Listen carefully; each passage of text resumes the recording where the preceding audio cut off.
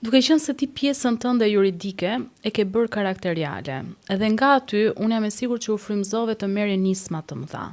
U gjende përballë faktit që do krijoje brandin tënd personal. Ninana, i cili sot është realisht shumë i famshëm dhe e njohin të gjithë, nuk besoj që ka nga audienca jonë që nuk njohin brandin që ti krijove.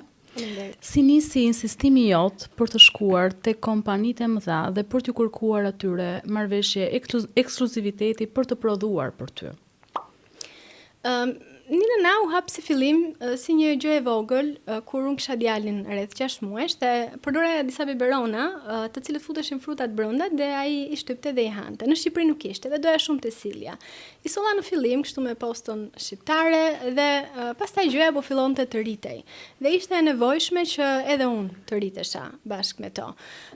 Ninana është një emër që unë e kam krijuar me shumë dashuri, që vjen nga ninullat edhe nga nëna. Lindi nevoja për të krijuar një produkt për Ninana dhe kjo më shtyu mua të shkoja drejt këtyre kompanive shumë të ndaja pa pasur asnjë gjë në dorë.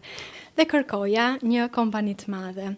Kërkova shumë, pyeta shumë, më dhanë vetëm një kontakt dhe e mbaj mend si sot se sa pak profesionale që isha, sepse i thosha në telefon, shiko, bëje rrumbullake atë pjesën poshtë dhe zinxhirin dua ta përshkruaja, shpjegoja, e thoshte më sill skicat e produktit nga hapi parë tek i fundit, dizajnet të punuara me radhë dhe nuk e di se çfarë force ka qenë ajo që unë kam shkuar deri tek produkti final, është dashur fiks 8 muaj që unë ta prodhoja, edhe pse duhet më pak për një produkt, por më mësoi rrugën.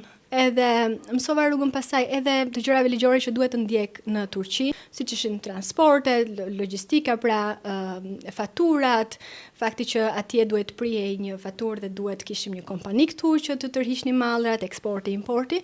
Këto gjëra u bën më familjare për mua.